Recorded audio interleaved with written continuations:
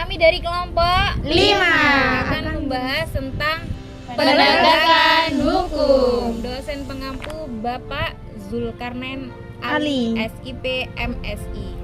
Perkenalkan, nama saya Dewi Murtasya, NIM 251E10055.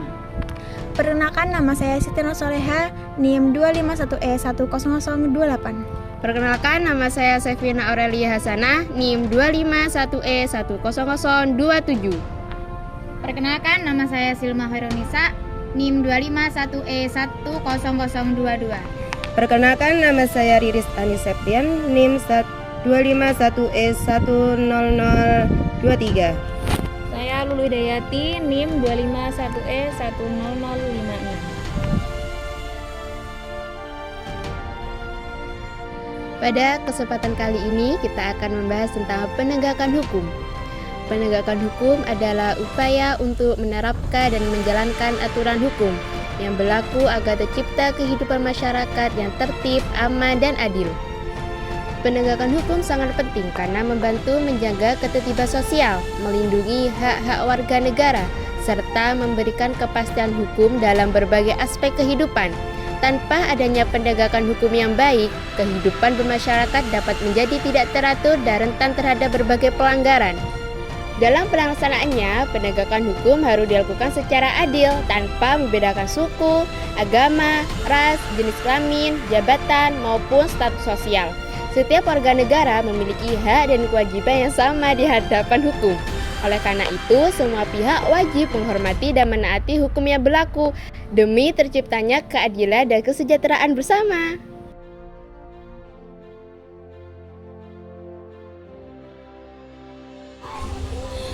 Tujuan penegakan hukum. Penegakan hukum bukanlah hal yang dilakukan tanpa alasan. Ada 5 tujuan utama yang ingin dicapai, yaitu 1. Mewujudkan keadilan. Hukum ditegakkan agar setiap orang mendapatkan haknya dan menjalankan kewajibannya secara adil tanpa pandang status, jabatan, maupun kekayaan. 2. Menciptakan ketertiban. Dengan aturan yang ditegakkan, kehidupan bermasyarakat menjadi teratur, selaras, dan terhindar dari kekacauan serta perselisihan. 3. Memberikan kepastian hukum. Masyarakat menjadi paham apa yang boleh dan tidak boleh dilakukan. Hal ini mencegah terjadinya tindakan sewenang-wenang dari pihak manapun.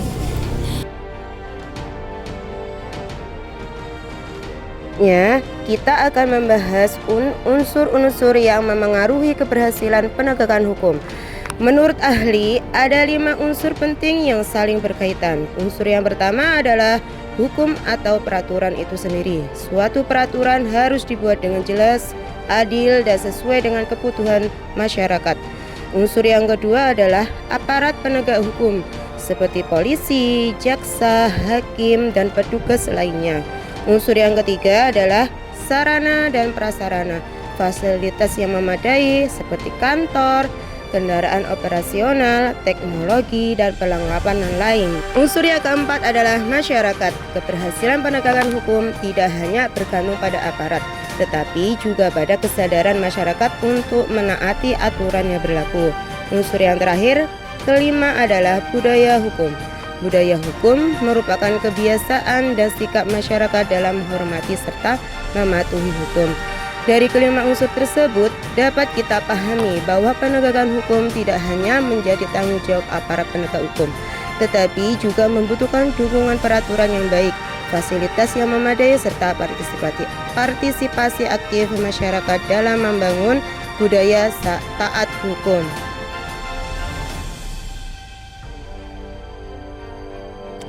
Indonesia sebagai negara hukum memiliki berbagai lembaga yang bertugas menjaga ketertiban, menegakkan keadilan, serta melindungi masyarakat. Lembaga-lembaga ini bekerja sesuai dengan wewenangnya sendiri-sendiri agar hukum dapat berjalan dengan baik. Yang pertama, kita mulai dari Kepolisian Negara Republik Indonesia. Polri memiliki peran penting dalam menjaga keamanan dan ketertiban masyarakat, serta Polri juga memiliki tugas menegakkan hukum, memberikan perlindungan, pengayoman, dan pelayanan kepada masyarakat. Dalam kehidupan sehari-hari, kita biasanya melihat peran polisi seperti mengatur lalu lintas, menangani kecelakaan, menindaklanjuti tindak kejahatan seperti pencurian. Ini adalah Kejaksaan Republik Indonesia. Kejaksaan berperan sebagai pihak yang melakukan penuntutan dalam perkara pidana di pengadilan. Selain itu, Kejaksaan juga melaksanakan putusan pengadilan yang telah berkekuatan hukum tetap serta mengawasi jalannya pelaksanaan hukum. Biasanya jaksa tugasnya adalah menjatuhkan tuntutan kepada pidana yang sudah ditetapkan oleh hakim. Selanjutnya adalah lembaga peradilan atau pengadilan yang merupakan bagian dari kekuasaan kehakiman. Pengadilan bertugas memeriksa, mengadili, dan memutus suatu perkara secara adil. Di Indonesia terdapat berbagai jenis pengadilan. Yang pertama, pengadilan negeri untuk perkara umum. Selanjutnya, pengadilan agama untuk perkara keagamaan Islam. Terus ada lagi pengadilan militer untuk anggota TNI. Ada juga pengadilan tata usaha negara yang menangani sengketa antara warga dan pemerintah. Kemudian ada Mahkamah Agung atau MA yang merupakan lembaga peradilan tertinggi di Indonesia. MA bertugas mengadili pada tingkat kasasi, mengawasi jalannya peradilan di Indonesia serta menjaga keseragaman penerapan hukum. Mahkamah Agung menjadi tempat terakhir bagi pencari keadilan untuk mendapatkan putusan hukum. Selain itu terdapat juga MK, Mahkamah Konstitusi, yang memiliki tugas penting dalam menjaga konstitusi negara. MK berwenang menguji undang-undang terhadap Undang-Undang Dasar 1945, menyelesaikan sengketa antar lembaga negara, memutus perselisihan hasil pemilu, serta menangani pembubaran partai politik. Dengan demikian, MK memastikan bahwa hukum tetap sesuai dengan Undang-Undang Dasar. Terakhir adalah Komisi Pemberantasan Korupsi atau KPK. Lembaga ini terbentuk khusus untuk memberantas tindak pidana korupsi di Indonesia. KPK memiliki tugas mencegah korupsi, melakukan penyelidikan dan penyidikan, serta menuntut para pelaku korupsi. KPK juga dikenal dengan tindakan operasi tangkap tangan atau OTT terhadap pejabat yang terlibat dalam kasus korupsi tersebut. Teman-teman, seluruh lembaga penegak hukum tersebut memiliki peran yang sangat penting dan saling melengkapi. Polri menjaga keamanan, Kejaksaan melakukan penuntutan, Pengadilan memutus perkara, Mahkamah Agung mengawasi peradilan, Mahkamah Konstitusi menjaga konstitusi, dan KPK memberantas korupsi. Dengan adanya kerjasama antar lembaga tersebut, diharapkan penegak hukum di Indonesia dapat berjalan dengan adil, tegas, dan memberikan rasa aman bagi seluruh masyarakat Indonesia.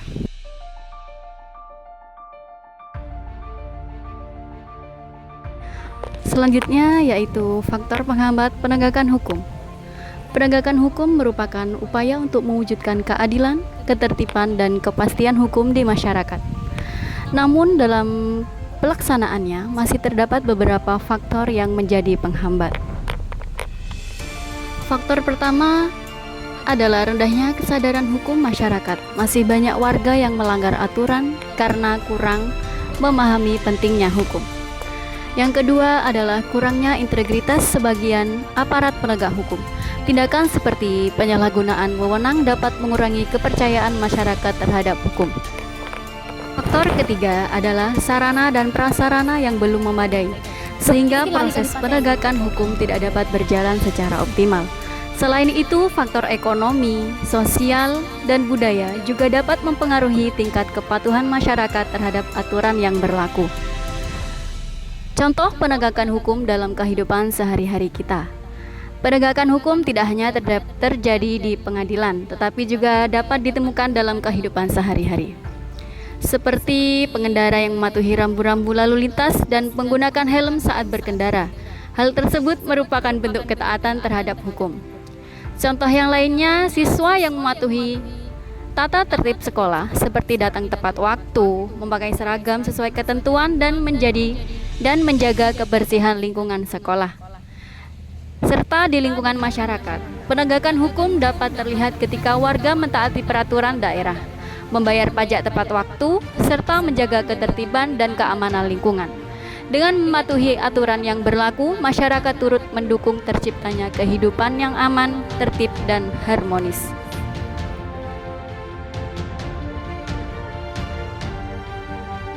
Apa aja sih upaya untuk meningkatkan penegak hukum? 1. Meningkatkan pendidikan hukum kepada masyarakat. Pendidikan hukum untuk masyarakat awam atau sering disebut literasi hukum atau legal literasi bukan bertujuan mencetak semua orang menjadi pengacara. Tujuannya jauh lebih membumi agar warga tahu hak dasarnya, tidak boleh ditipu, dan paham kemana harus melapor saat menghadapi masalah. 2. Menegakkan hukum secara adil tanpa diskriminasi. Penegak hukum yang adil dan tanpa diskriminasi adalah fondasi utama dari negara hukum atau rule of law.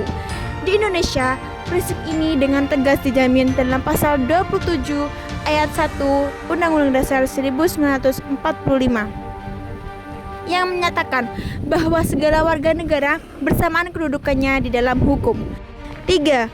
Meningkatkan profesionalisme aparat penegak hukum.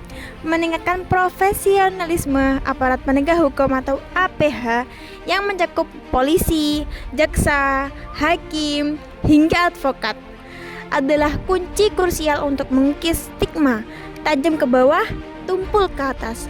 Profesionalisme bukan sekedar tentang keahlian teknis atau skill, melainkan integrasi moral, kepatuhan pada kode etik, dan akuntabilitas kerja di hadapan publik. 4. Memberikan sanksi tegas kepada pelanggar hukum. Memberikan sanksi tegas kepada pelanggar hukum adalah muara dari seluruh proses peradilan.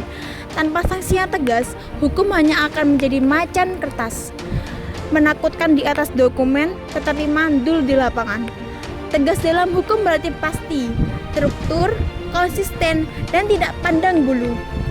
Tujuan utama sanksi tegas bukanlah ajang balas dendam negara, melainkan untuk memberikan efek jera bagi pelaku, mencegah masyarakat lain melakukan pelanggaran serupa, sekaligus memulihkan keadilan bagi korban.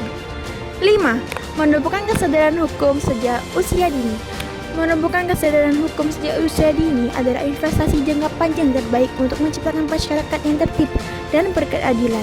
Kesadaran hukum pada anak-anak bukan berarti memaksa mereka menghafal pasal-pasal undang-undang, melainkan menanamkan nilai-nilai integritas, empati, keadilan, dan tanggung jawab dalam kehidupan sehari-hari.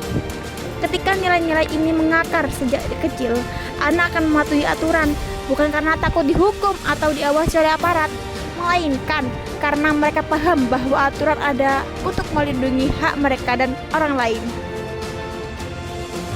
Untuk selanjutnya yakni kesimpulan dan pesan penting. Penegakan hukum adalah usaha untuk mewujudkan hukum dalam kehidupan nyata, sehingga tercipta keadilan, ketertiban, dan kepastian hukum. Penegakan hukum melibatkan berbagai lembaga seperti Polri, Kejaksaan, Pengadilan, Mahkamah Agung, Mahkamah Konstitusi, dan KPK.